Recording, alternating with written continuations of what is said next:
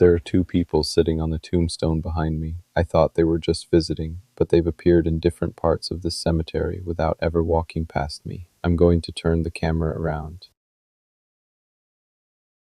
I'm exploring one of Asheville's cemeteries. Places like this are peaceful during the day, but local stories describe voices, footsteps, shadowy soldiers, and sounds resembling distant cannon fire. I'm not here to prove any of it. I just want to see how different this place feels once the daylight begins disappearing. One of the oldest types of story told around Asheville cemeteries involves soldiers who never left. People describe distant marching, uniformed figures appearing between stones, and sudden booming sounds with no visible source. Most cemetery noises have ordinary explanations, but an explanation becomes harder when several people describe the same thing.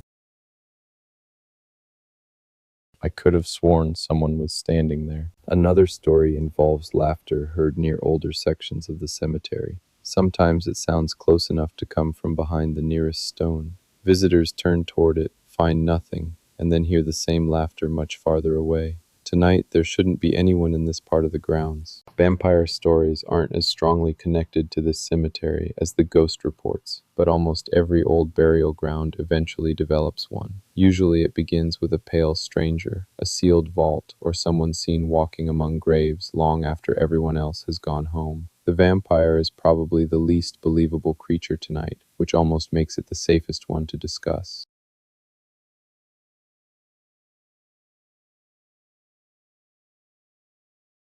Okay, there was definitely somebody beside that door. Animals can explain many cemetery creature sightings. Deer, foxes, dogs, and even large birds look completely different in poor light. But people also describe black werewolf-like shapes that move too low to be human, cross open ground without sound, and disappear behind stones too small to hide them. Here's the part that's starting to bother me.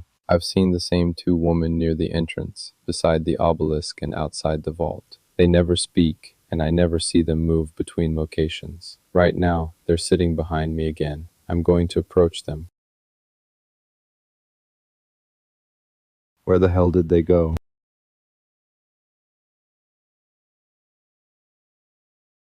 I just checked my earlier footage. Those two have been near me since I came through the gate. In one clip, they're visible before I even enter the cemetery. But here's what I didn't notice. They aren't looking at me in any of the recordings. They're always staring just over my shoulder. I turned around, expecting to see another visitor. Instead, something was standing between the stones. They weren't following me. They had been keeping their distance from whatever had followed me inside. At the exit, I found an old photograph displayed inside the cemetery kiosk. Two people stood beside this same gate decades ago. They looked exactly like those two women. A third figure was visible behind the photographer, but its face had been scratched away. I'm leaving. Whatever that was can stay here.